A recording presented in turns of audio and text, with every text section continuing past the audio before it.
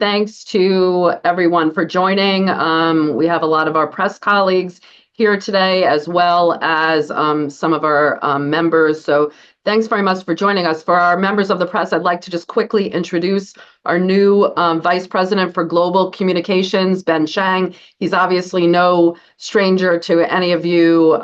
We've known him for a very long time in this space. And Ben, just want to say a quick hello and welcome. Thanks very much, Elise. And I'm going to add my thanks to all of you for attending today's session and really turn it back to Elise, Elliot, and Stephen for taking the time to share their expertise and insights today with you. We here at the Council will continue to serve as a resource for all of you as we continue to address the issues of the day and the U.S. role in this changing global environment. So thanks again, and thanks to the team behind this team for putting this together at such short notice. Thanks, Ben. Well, if you're reading the news, you obviously know that Hamas and Israel reached a ceasefire and hostage release deal yesterday following more than 15 months that has really destroyed the Gaza Strip, divided Israelis. The Israeli government still needs to ratify the deal, and there seem to be some holdups, which we'll talk about. The ceasefire mediated by the U.S., Egypt, and Qatar is set to begin on Sunday, and we'll talk about what it means, whether it's could be durable and moving forward. And we have no better people to talk about this than Elliot Abrams, the Senior Fellow for Middle Eastern Studies here at the Council. His new book, If You Will It, Rebuilding Jewish Peoplehood for the 21st Century, is out, and also Stephen Cook, the Enrico Mattei Senior Fellow for Middle East and Africa Studies. His new book, The End of Ambition, America's Past, Present, and Future in the Middle East, is out right now. Guys, thanks for joining us. Let's just dive right in. Stephen, the ceasefire was set to be ratified by the Israeli cabinet, but today we understand that they're not voting because of some holdups. Let us know what's going on. Well, it's hard to know the exact details of what's going on and what exactly the holdup is, but I think that the Israeli Prime Minister is under pressure from a number of different directions. We know that the Finance Minister Bezalel Smotrich and Itamar Ben-Gvir, the Minister of Public Security, have opposed this deal. They don't currently control enough seats in the Knesset to bring down the government, but there are some dissidents within the Likud who have sent a note to the Prime Minister saying, don't put Israel's security at risk. The settler community has raised questions. They have welcomed the release of some hostages, but they've raised questions about, what are the mechanisms for security and what's the mechanisms for implementation, and what happens if there is no implementation? What happens if Hamas reneges? What does this mean for Israel's other fronts when it comes to Hezbollah and Iran and the axis of resistance? So there are a whole host of questions, and I think most important among those is what the Israeli government has said over and over again, that it will not fully withdraw from the Gaza Strip, meaning that it would stay in the Netzarim corridor, this east-west axis that bisects the Gaza Strip, from which the Israelis have been launching military operations, and importantly, on the Philadelphia corridor, which is right on the Gaza-Egypt border. That corridor is extremely important, has become extremely important to Israelis, because it is the place through which Hamas has been able to resupply and build out its military capabilities, as well as their own capabilities to fabricate weaponry from within Gaza itself. So these are a range of pressures, a range of questions that important actors in Israeli politics are now asking, while at the same time, there's a huge number of people who are welcoming this agreement, right, welcoming hostages coming home to their families, and welcoming the possibility of an end to this horrible conflict. So we don't know whether there's actually going to be a ceasefire at this point. And these are all good concerns, Elliot, obviously, that everybody wants to know. But speaking to people in Israel, and how emotional it is about the potential of hostages coming home, and the fear that this might not happen because of these reasons. Is this a legitimate kind of, in your view, effort to get clarity on the deal, or is these political machinations in Netanyahu's cabinet? No, I think it's a legitimate effort to get clarity. I think there's no way around the fact that this is going to be a terrible period of 40 plus days now for Israelis as well as Palestinians. Palestinians going north in Gaza to homes that no longer exist. But for Israelis, only a few hostages come out, and then they dribble out over these days. And there will be jubilation for those that come out. But there are a lot of hostages whose bodies will come out. There are families that will only now find out that their relative is dead.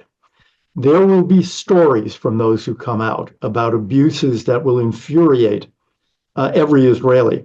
So this is going to be a terribly emotional period. I would say I think that this deal happened now, really could happen now, for two fundamental reasons. One of them is people say, well, it's the same deal that was offered in May. No, because of the fall of Assad and because of the Israeli decimation of Hezbollah. To have accepted this difficult deal 9 months ago would have been interpreted by many people in the region as Israeli weakness. But now Israel's in such a much feeling more secure position, that they are able, I think, to make this deal. And the second, of course, is President Trump. His weighing in with Netanyahu saying, take this deal, is important not only in the pressure that the new president is bringing, but politically, it's important because Netanyahu can actually now excuse, if you will, his taking of this deal and these compromises by saying Trump is arriving, the relationship with him and with the United States is paramount. So we need to make these compromises now.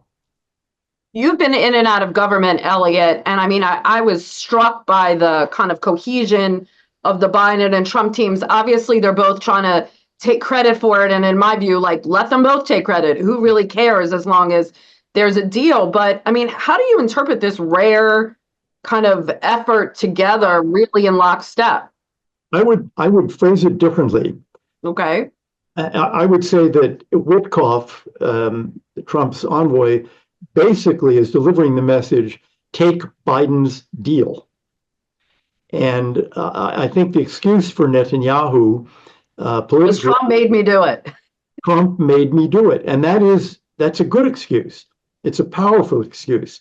But I think a lot of Israelis will be unhappy with the idea that it is fundamentally Biden's deal. I would just add one note on that, which is something that Michael Oren, the former ambassador, Israeli ambassador to the U.S., the historian, said. He said, I'm paraphrasing wildly, but he said, it's a bad deal, but it's part of the price we pay for October 7th, for the failures of the IDF and of Israeli intelligence and of Israel on October 7th. Oren said, this is another part of the price for that. Stephen, so this current ceasefire bears kind of similarities to other deals we've seen in the past.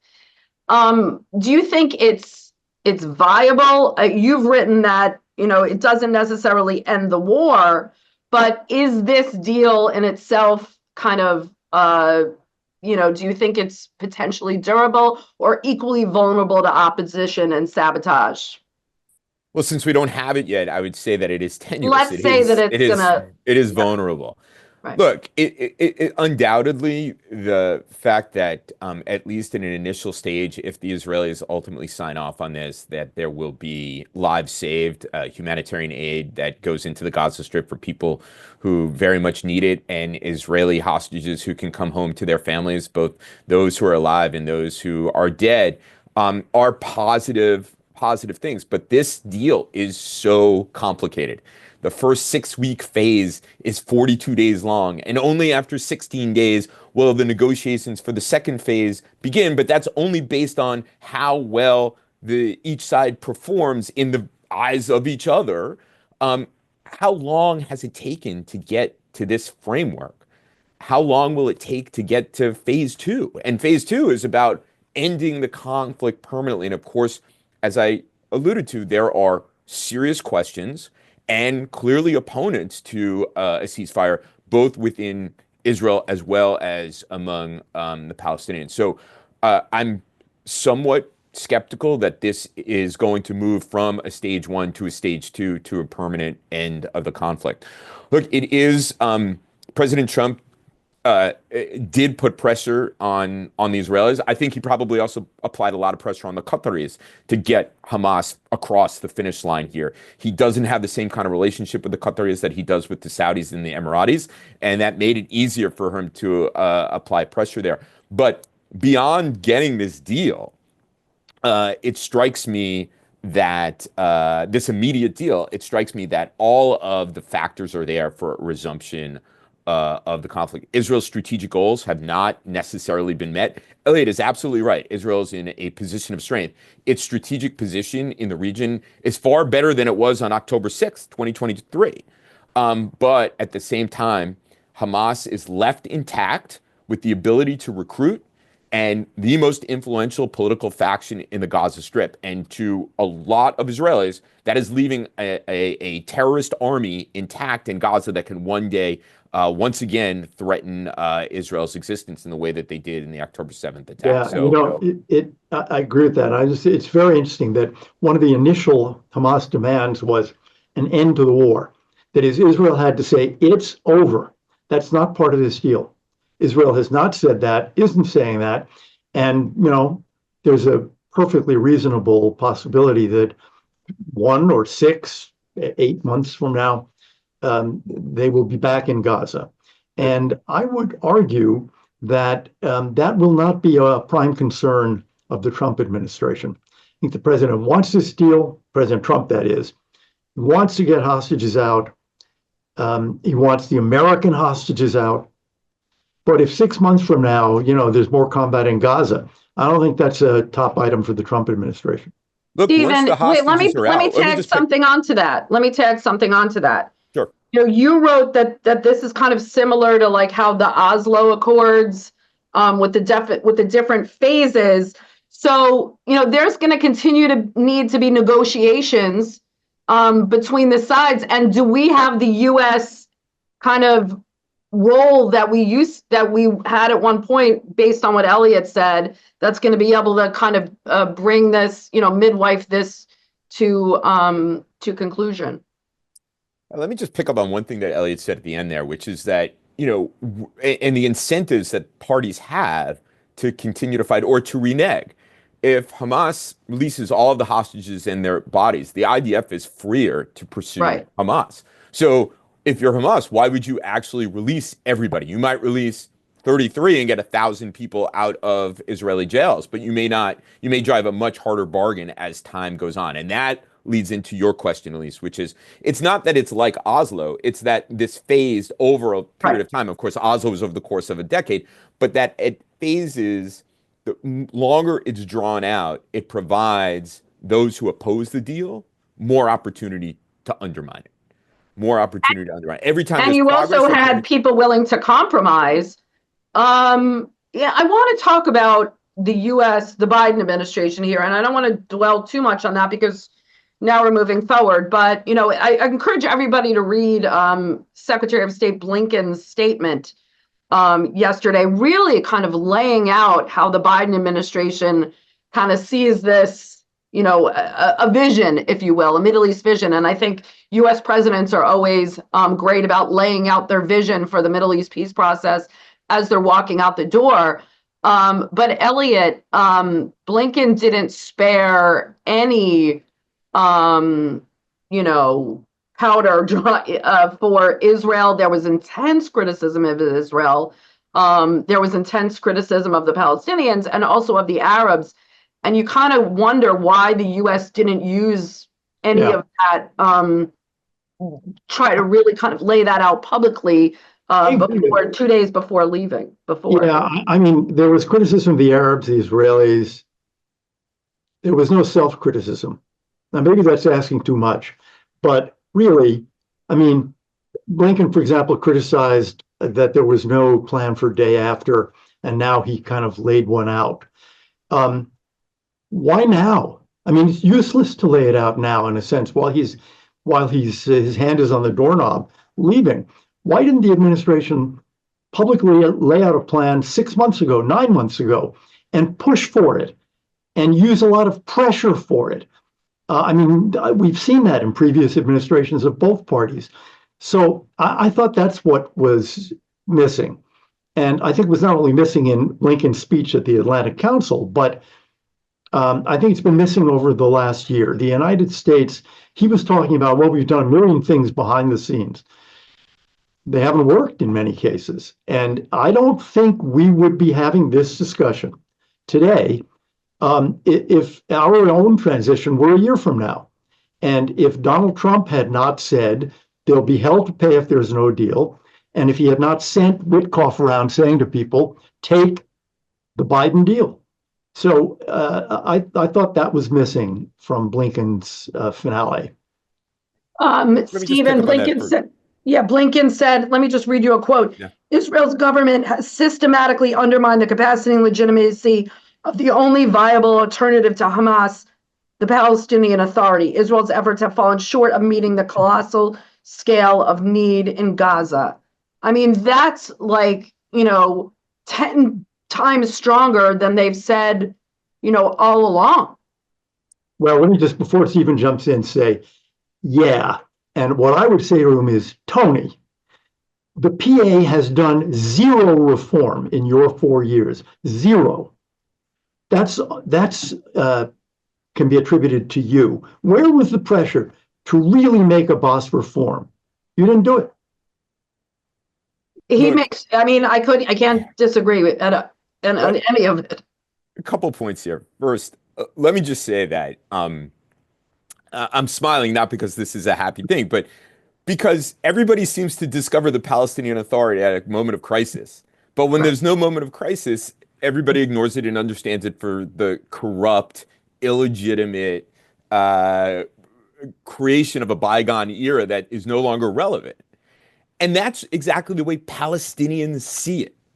And so rather than focusing on revitalizing something that is beyond repair, I think the United States, if it was genuinely interested in a day after plan, may have wanted to think about what the alternatives were, maybe talk to some other Palestinians about what it is that they want.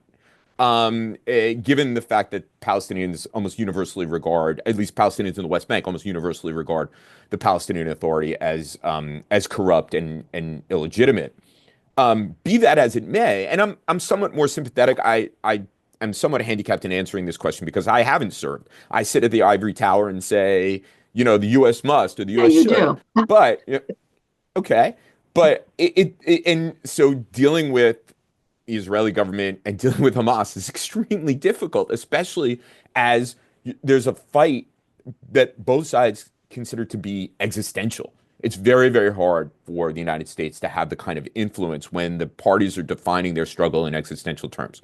All that being said, I'm aware that there were a number of points throughout the last 15 months when other governments in the region had a plan that seemed entirely workable and something that the Israeli government would absolutely sign on to. But it required exactly what Elliot was saying, a lot of American pressure, particularly on the Palestinian Authority, leaders in the Palestinian Authority, and on the Arabs, and a fair amount of pressure on the Israeli government to bring it along. But ultimately, it was something that could have worked. But Secretary Blinken, I'm the only one in Washington who's never met him, so I don't call him Tony. Secretary Blinken punted. I still call him Secretary Blinken. He punted. And the president punted rather than bringing a kind of significant pressure that could have. I'm skeptical that it would produce every outcome, given the way in which the parties define this struggle. But it did seem at moments that the administration was passive and not using the American power in ways that it could have to perhaps move towards a better outcome. Elliot, the UAE has reportedly discussed participating in a kind of provisional government, provisional administration, I should say, for post-war Gaza. There's been talk about security forces from other countries, possibly military contractors. How do you think that could work, and what are the challenges arising from some government? I think one of the faults of, some of these Abraham Accords countries is, they had these peace deals with Israel, but then they didn't use the pressure that they had to kind of push this kind of day after on either side, I'd say. There are these plans out there, or one could say there is a plan, and it, along the lines you suggest. The hard part, the part where really the rubber meets the road is just as it, for the Lebanese army, are they actually going to push and threaten Hezbollah, really? For this force that may come together, private military contractors, Emiratis, Egyptians, vetted Palestinians, same question for Hamas.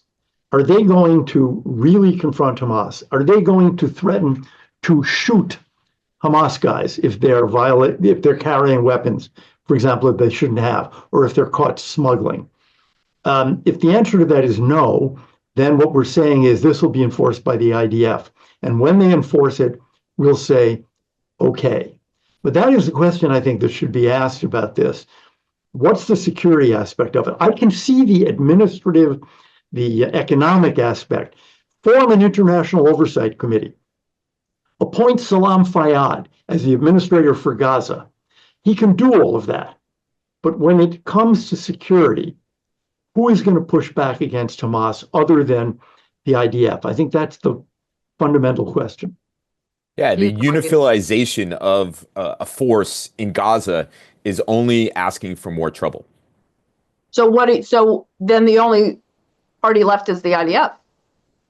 Well, you try this plan, I think, and the Emiratis, the Egyptians don't love Hamas. That's the Muslim Brotherhood, which they hate. Are they actually willing to do something about it? And one might say on camera, because they've all got public opinion to worry about too. They've got Al Jazeera to worry about.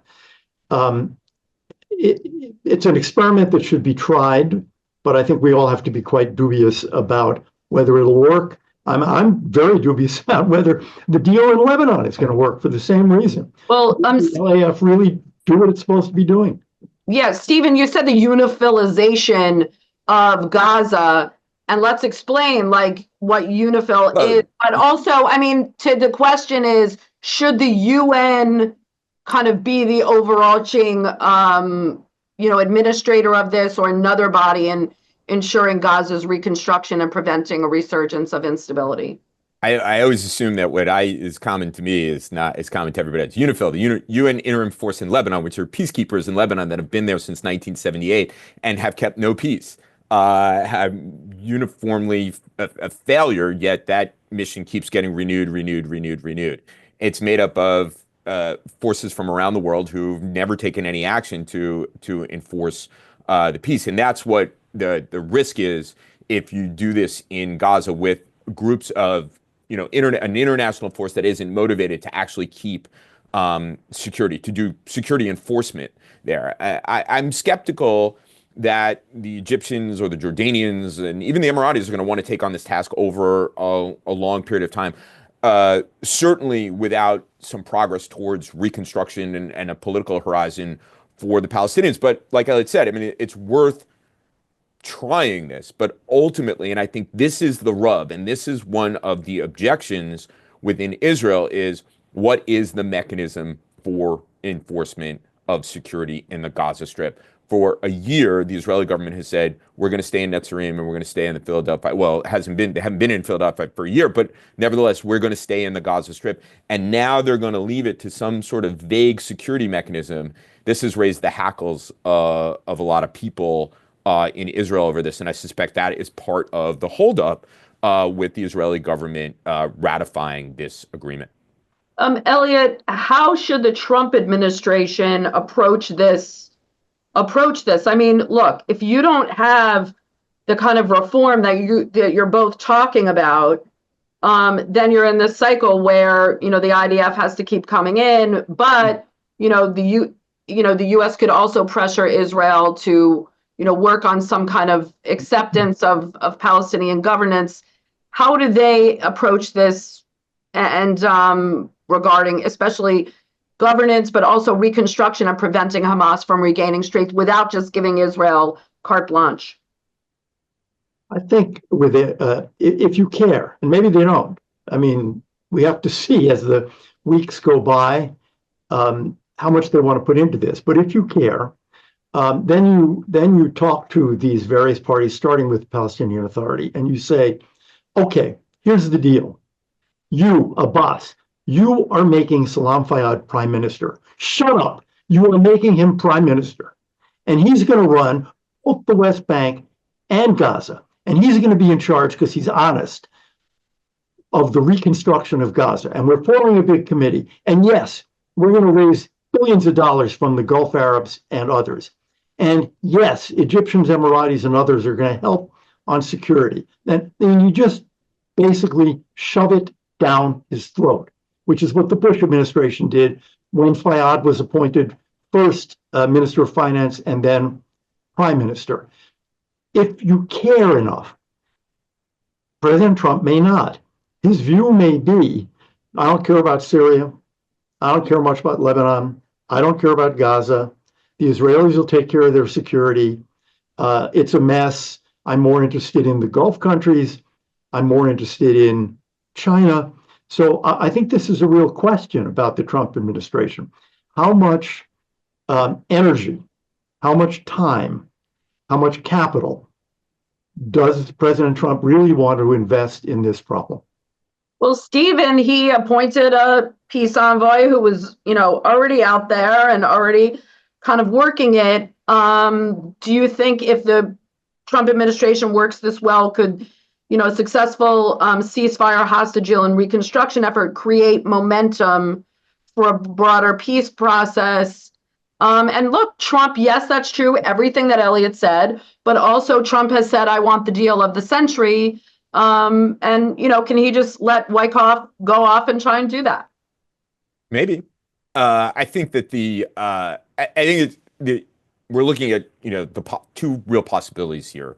The president appoints envoys, appoints secretaries, advisors, but he basically does what he wants, what his gut tells him, or what the last person he spoke to that made sense to him, he'll do. We've seen that. We saw that in the first administration, that there isn't much in terms of a policy process. So maybe he will. My sense is that, as Elliot laid out, what his interests are, it's the Gulf, it's China, it's, the Israelis can take care of themselves. At the same time, I think, Elise, you make a very good point. The president sees himself as a master deal maker, the ultimate deal maker, and presidents get sucked into peace processing. The president said Elliot served, got sucked into peace processing, even though they said they weren't going to do it.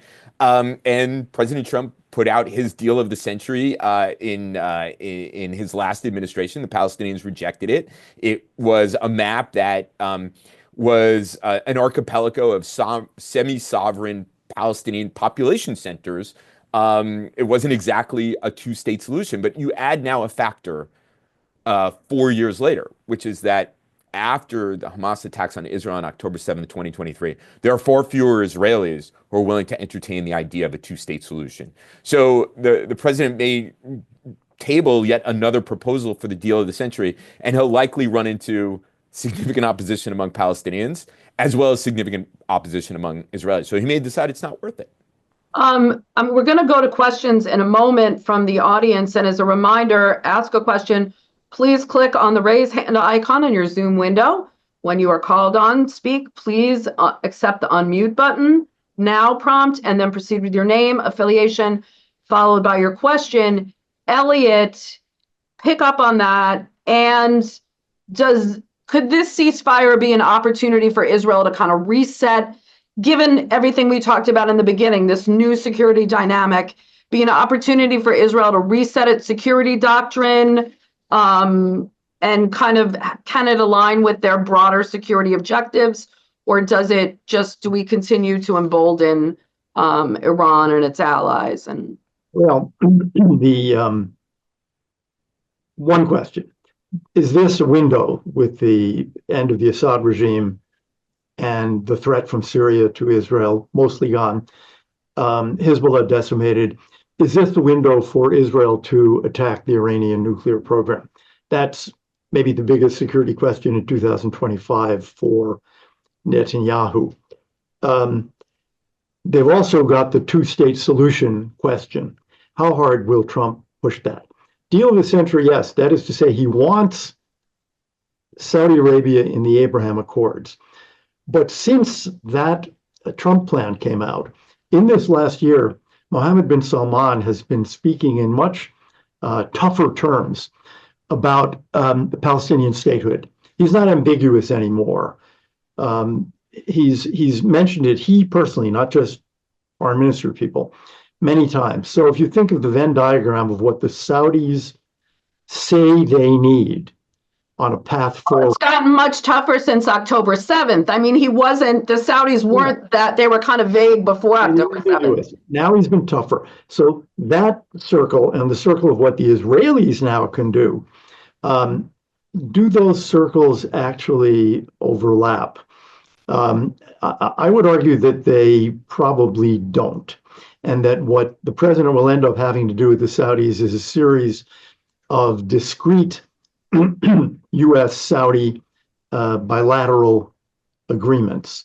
I just don't see, maybe I'm too pessimistic, but I don't see those terms coming together of an Israeli path. By the way, Blinken in his speech at the Atlantic Council, he used to, at one point he said, we need a time-bound agreement for a Palestinian state. And people like me said, wait a minute, what happened to conditions-based? So at the Atlantic Council, he said, time-bound, conditions-based. Well, that's an oxymoron. I mean, it's either time-bound or it's conditions-based, not both. Even you want to just finish that thought? You asked about Israeli military doctrine and what this means. I think that there's two things that have gone on over the last 15 months. One, clearly the Israeli military doctrine with regard to Gaza has been busted. The Israelis fight short, devastating conflicts, not 15-month conflicts, but it was vindicated in Lebanon with the Israeli dismantling of Hezbollah in weeks. And maybe that's a function of the fact that the Israelis have been preparing for the better part of 20 years for that conflict, and we're ready for it at the moment. So there's obviously going to be a rejiggering and a rethinking within the Israeli security establishment about what to do now about Gaza. But I think that the fact that they've had so much success against Hezbollah and that the entire Iranian Western Front has essentially collapsed, the Israelis are thinking broader about how to deal with Iran's nuclear program.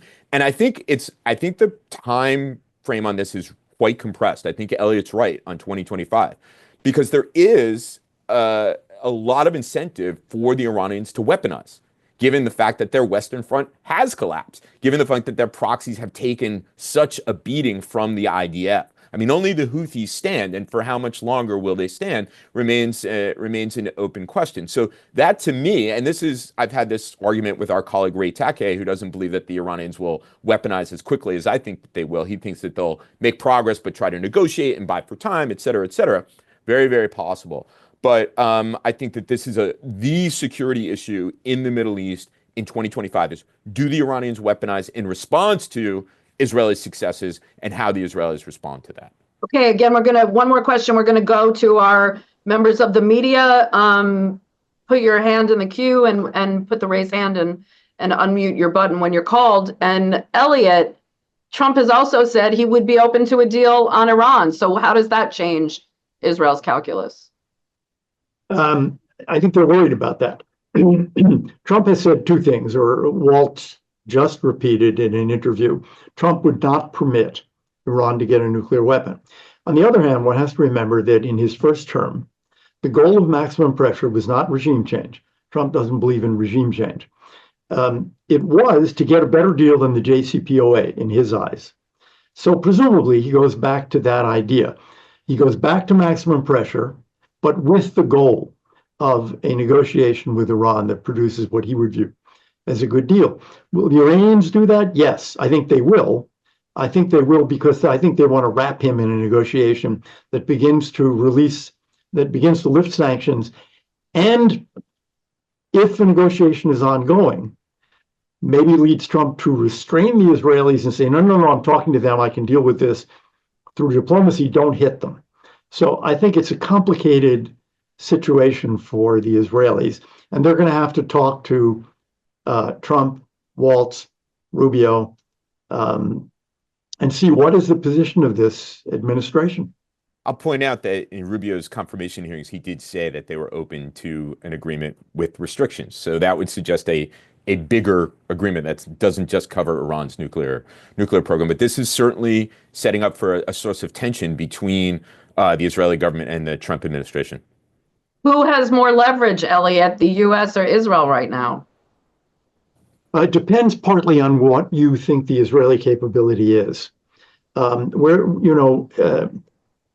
this comes to a crisis is if Stephen's right and Ayatollah Khamenei decides what he needs to do before he dies and during the Trump administration, 4 years, is to get that nuclear weapon. Because if he does, and if the Israelis find out, they will hit Iran, although they will come to us first and say, you said you'd prevent it.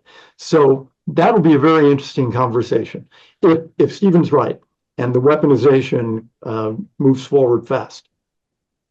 Okay, let's go to our questions. Again, if you have a question, put the raise hand icon on the on your screen, and then when you're called upon, please accept the unmute button. Proceed with your name and affiliation and your question. Megan? We'll take our first question from Mustafa Salam. Hello. Hi. My name is Mustafa Salim. I'm the senior reporter with CNN here in the Middle East. Thank you so much for holding this. Hi, Mustafa. Hi. I think I'm interested in your thoughts on the day after. I know we mentioned it here earlier, but I think this is a key question. You know, Hamas yesterday seemed to be mentioning something along the lines that they'll be part of the rebuilding in their many statements that came out of the Qatari announcement. Now their stance with the PA and accepting to have them as a dominant force in Gaza is questionable, seeing what happened inside the West Bank over the past few months. We know the Egyptians had a bunch of proposals, but nothing was reached. Israel wants to guarantee its security. What's a realistic solution here to govern 2 million people who have seen that past year? Stephen? Maybe part of it is Hamas doesn't want to be in charge of governing and reconstructing Gaza. They just want to be in charge of being Hamas. That is, of reconstructing Hamas and being the only ferocious security force on the ground, and let the PA or the Egyptians or whoever be in charge of reconstruction, and they'll steal whatever they can. Look, I'm deeply skeptical about a workable day after plan, especially since Hamas remains intact and its ability to recruit remains intact. And as you point out, Mustafa, a number of months ago, there was all of this discussion of a technocratic government of combining the PA and Hamas, but not Hamas people running the Gaza Strip in the day after. But that clearly isn't going to happen given the conflict between the PA and Hamas on the West Bank. So we're left with these kind of vague ideas that the Egyptians are tabling and others are tabling about what to do. And my suspicion is they're not going to get very far. And we're going to be in a situation where the international community in the form of the UN World Food Program are just continuing to provide aid without any real sense and progress towards governance in the Gaza Strip. We've talked about, Elliot, the fact that, the Biden administration really didn't kind of do what I think you guys did in the Trump administration, which is try and find alternatives to the PA and have some kind of process by which new leadership emerges. Is there anyone that could kind of, outside of Mustafa Barghouti, who is still in jail, rise above and kind of help lead the Palestinians out of this? Yeah, it's Marwan Barghouti. Sorry. He's in jail. Yeah, you're right. Sorry. No, I mean, I've used Fayyad's name, but that was the period of best, most effective, honest government in the PA. I don't think you can create a new PA. I think with enough, if you had Egyptian, Jordanian, Saudi, Emirati, American pressure, you could get some reforms in the PA. You could get some new faces and some old faces. But that's very hard to organize without the US. And again, it raises the question of whether the Trump administration would be sufficiently interested to do that. What do you think, Stephen? Look, again, Elliot mentioned Salam Fayyad. I alluded He's a to Salam- technocrat, though. I'm talking about Right, like no. Peter. I just want to point out though that Salam Fayyad on October 13th wrote 2023 wrote in Foreign Affairs that Hamas has to be part of the solution because it's part of the Palestinian national movement. So the idea that Fayyad today would be some sort of panacea to this is, I think, is unlikely because he views, and I think quite a number of Palestinians view the fact that Hamas has run the Gaza Strip, that it's not going away, it hasn't been defeated, has to be somehow accommodated within the Palestinian movement, which leads to a roadblock. But what I think what's missing in talk of what Emiratis, Saudis, Egyptians, and so on, and so the United States and Israel is going to do are Palestinians. I know I hit Tony Blinken earlier on this question of not being forceful enough in changing the Palestinian Authority, but there are Palestinians, there's grassroots movements, people searching for alternatives to these terrible choices: corrupt, illegitimate, oppressive Palestinian Authority and corrupt, oppressive, and violent Hamas. People are searching for something better. And we haven't, and there hasn't been a mechanism for them to express that. There hasn't been an election among Palestinians for a long time for an obvious reason. So it's hard for me, who is that leader who's going to bring them together? A lot of it is speculation. We haven't actually genuinely asked anybody who's most affected by it. Okay, Megan, next question, please. We'll take our next question from Serge Schweman. Hi, Serge. Yeah. Great discussion. My question is this, how might this ceasefire, if it is approved in Israel, play into Israeli politics? Would this extend Netanyahu's lease on life, or would this accelerate his ouster? What might happen if this goes through? Elliot? Good question, hard question. I have to think that the Netanyahu period is drawing to a close in the next year or two anyway. The public opinion. Why? How so? Well, I think Public? Yeah, I think first of all, there is an alternative on the center right, and that's Bennett and his potential coalition. I think this doesn't help Netanyahu in one way, and that is that, as Stephen was saying at the beginning, there are an awful lot of people who don't like it for differing reasons. One we haven't mentioned. You are going to see, we have already seen Hamas guys in their kind of Hamas masks parading through the streets and driving through the streets with rifles and submachine guns. That's a kind of sign of survival and victory that's going to be all over the Israeli press, and it's going to make Israelis very, very angry. At the same time that hostages are coming out, some of them coming out in body bags, others coming out with horrendous stories of abuse. So I think this is going to be a crisis for Netanyahu. Why Netanyahu as opposed to the alternatives? Because he's in power. So I think this is actually going to be a tough period for him to kind of surf over this. He does have the advantage of the Syria-Lebanon situation. And I think from his political point of view, it is advantageous to turn attention to Iran, and I think he will. My own view is there's just too many questions about this deal and the images that Elliot is talking about for Netanyahu's natural constituencies to hold and to support him on this. And I point to the letter that I think it was seven to 10 Likud lawmakers sent saying, don't put Israel's security in jeopardy as a result of this deal. And then, look, you would think that Netanyahu is beyond his sell-by date. Maybe this is the combination of these things really push people to the sell-by date. And as Elliot points out, there is an alternative on the right or the center right, and that is Naftali Bennett. And it seems to me that he can kind of capture the religious Zionist movement as well as pull some of that kind of mushy liberal Zionist middle enough to establish himself once again. But Elliot, I mean, Bennett tried once. I mean, that when they ousted Netanyahu last time and him and Lapid got together, I mean, that was unbelievable. It didn't last very long. No. Different time. 4 years later. So it can happen. The plausibility of it is greater, I think, when it's already happened once. The durability of it is not. There is something I would add, and I say this as somebody who's known Netanyahu for 40 years. He's not indestructible. He was just in the hospital for prostate surgery. He has a pacemaker.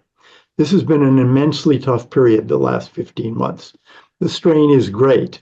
And so I would also raise the question of his health as he faces all of these crises. I mean, he won't be prime minister forever. Okay, next question. We'll take our next question from Howard LaFranchi. Great. Go thank ahead. Hi, Elise. Yeah, so you both have answered parts of this question, but I'd just like to ask directly. So I think you both said that President Trump is going to be most interested in the Gulf and China, and it sounds something like a variation of how many last couple of presidents, the emphasis on Asia, getting out of the Middle East and things. But on the other hand, there is this motivation for the president of the deal of the century, and even as he continues to say, really coveting the Nobel Peace Prize, and that doesn't happen with just bilateral deals with Saudi Arabia. So I'm just wondering how do you square those? How does the president sort of square that circle? Those two could seem conflicting objectives on his part. My answer to that would be he'll make an assessment. He'll talk to MBS, which he hasn't, I think, done. And he'll talk to Netanyahu, and he'll look at the political situation in Israel, and he'll make a judgment as to whether this is doable. And if he thinks it is, he'll tell Rubio and Witkoff and whoever else, get to work. But he may conclude that it isn't doable right now. He may conclude that, for this country, is what happens in Gaza critical to our security? Is a Palestinian state critical to our security? What do we care about this? Is it? No, it's not. It's not. I mean, you could even argue what happens in Gaza is not existential for Israeli security. The Iranian nuclear weapon, existential. What happens in Gaza? No. So he might conclude, okay, that's a lost one for now. For now, let's see where we are in a year or two with Iran. Maybe go back to it. But I think he needs to have a long talk with Bibi and with MBS as president, and then make a judgment. Just because you mentioned Wyckoff and Rubio, I think a lot of people are curious. How do you think this Middle East team is going to work together? Because there are going to be a lot of cooks in the soup. Not this one. Yeah, I don't know. I mean, you've got Mr. Witkoff. We do not yet have a Near East Assistant Secretary of State. We do know, or at least from the press, Eric Traeger will be at the NSC as a senior director for the Near East. but they're new. There really isn't a team yet that can work on this. I mean, who's going to handle the Saudis? Who's going to replace Brett McGurk? Don't know yet. And Do you think Wyckoff does that? I think he may try, but what he has done so far is to deliver a message. Do what the Biden team is asking you to do. Trump wants a deal. That's different from being able to put all this together. Can he do that? He's just met these people. He doesn't have the relevant experience. Or Neither relationships? Jared Kushner, but Jared Kushner got very, very far. So I wouldn't write it off. I just think Trump's got to talk to the key two players and make a judgment. Stephen? Look, from my own perspective, Witkoff seems like he appeared in the Middle East as the Trump's enforcer, more than someone who's engaged in a negotiation. I have heard that Joel Rayburn might be I heard named that assistant too. secretary. The only one of the team that I know, and I know quite well, is Eric Traeger, who is a very smart, Excellent. knows the Middle East extremely well, and extremely competent person. And that is, I think, bodes well, at least for early on in the administration. He has his views, but does know the region, speaks the languages, and so on. And so I think that that's good. I just want to go back to this question about a two-state solution. I think that if you look at it objectively, coldly, analytically, there's really no pathway to a two-state solution. And there hasn't been a pathway to a two-state solution. And the question of whether a Palestinian state is in the interest of the United States, I think historically it has not been the case. And in fact, it was the president that Elliott served, George W. Bush, who was the first one who said it was a goal of the United States to establish a Palestinian state. We have tried to bridge those fundamental structural differences between Israelis and Palestinians on a two-state solution, and we've been unable to do it. So if Palestinians and Israelis can get there themselves, more power to them. I don't think that we're going to. And if I was advising the president, I would say, this is going to get you wrapped around the axle for 4 years and not get you the Nobel Peace Prize. You're further away from it than you ever were before. But Trump, again, sees himself as a master deal maker. I can talk to you guys for hours about nationalism and historical memory and identity and religion. And Trump looks at a map and says, this is a real estate deal. So maybe he goes for it. Okay, Megan, I think we have another question. We'll take our next question from Chris Egan. Hi, Chris. Good morning. Elliot, you were at a seminar at the council a while back and said there's no such thing as a two-state solution, given the current mentality. Long term, you discussed the possibility that if there were a, let's say, reasonable government in a Palestinian territory, that over time they could perhaps get past this period of hatred back and forth. If President Trump, soon to be President Trump, decided that this were really something he needed to do, and the Arabs put up $100 billion to reconstruct the Palestinian area, a bureaucracy was created of Arabs acceptable to that group over an extended period of time, would it make sense? Should he put American troops in there to handle the security aspect of it? Because we all know that UN troops don't shoot anybody.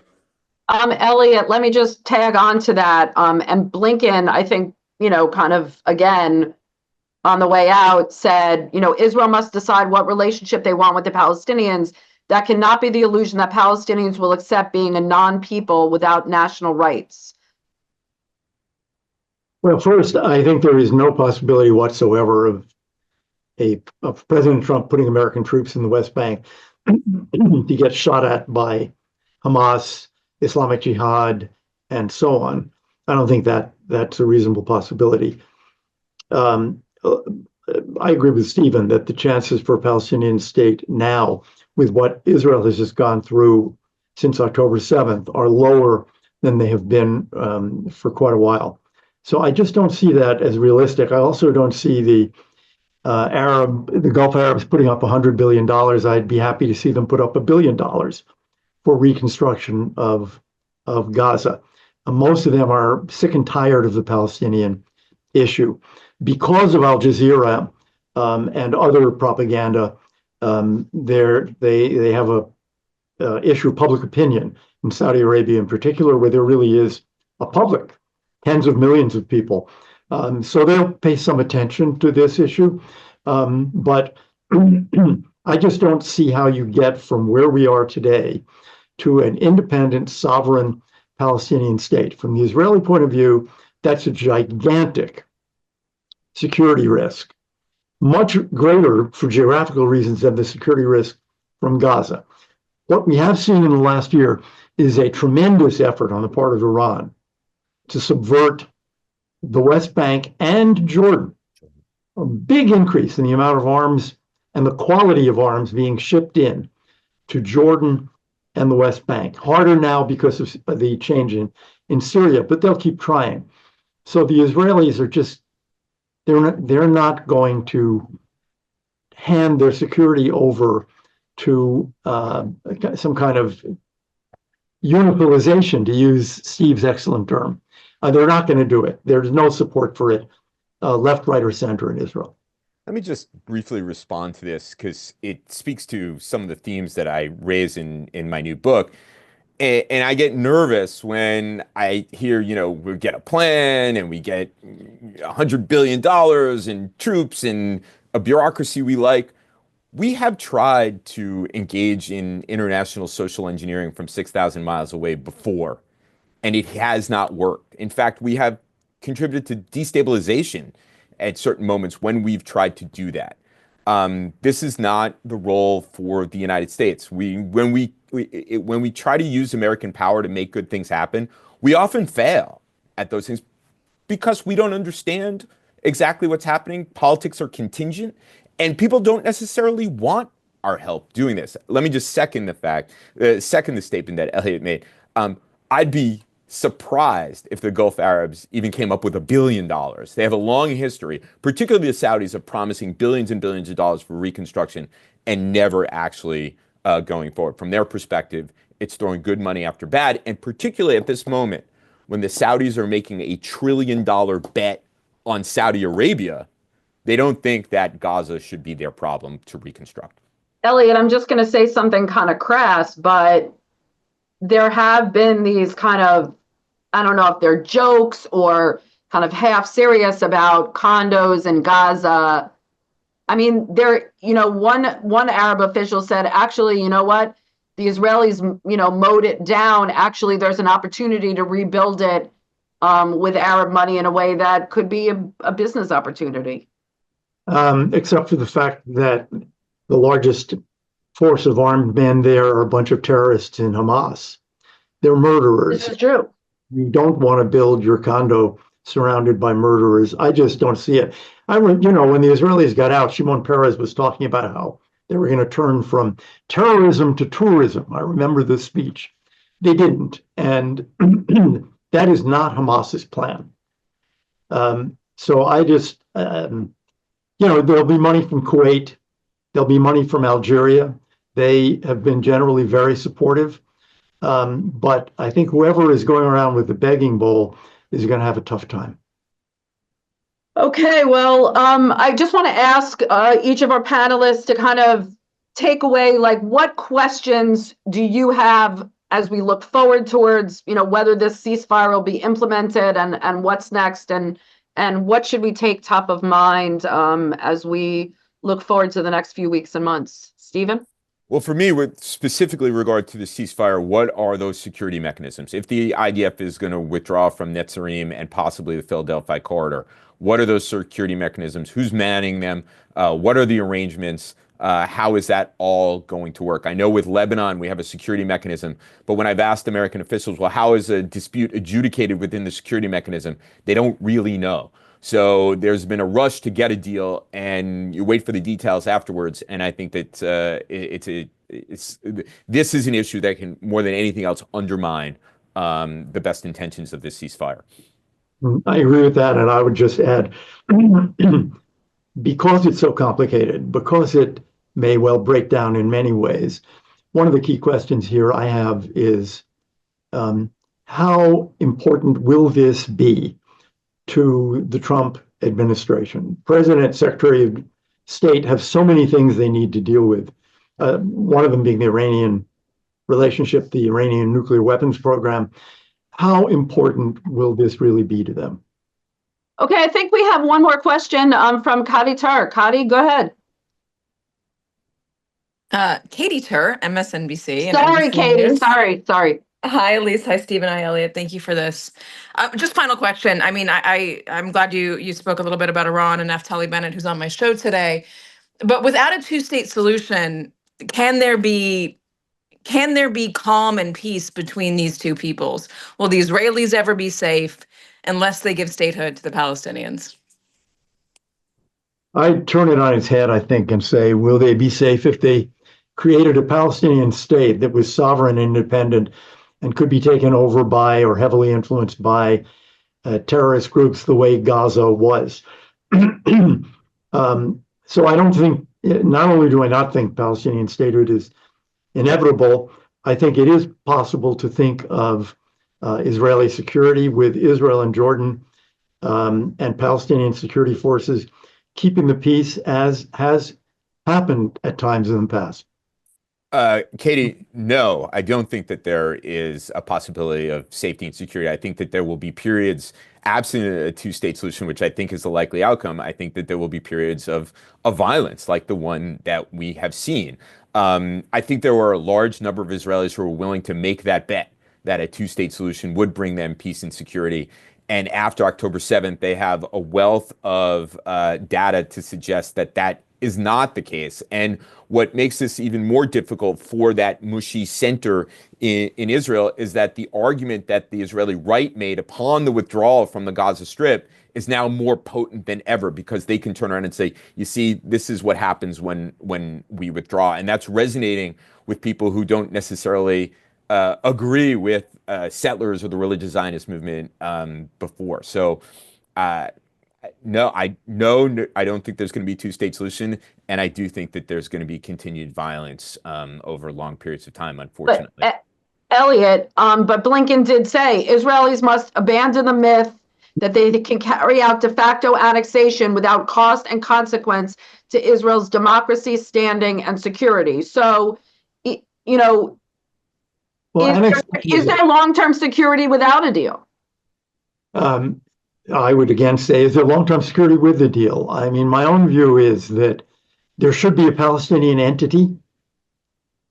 But if you think about that entity, the question is, should it be a sovereign independent state, or should it exist in some kind of relationship with either Israel or Jordan? It's two neighbors, and to me, the logic is the Muslim Arabic speaking state with a significant Palestinian population already, namely Jordan, with competent security forces as well. But now we're talking about what's going to happen 25 years in the future. What's going to happen during Donald Trump's term of office is zero progress toward Palestinian statehood, in my opinion.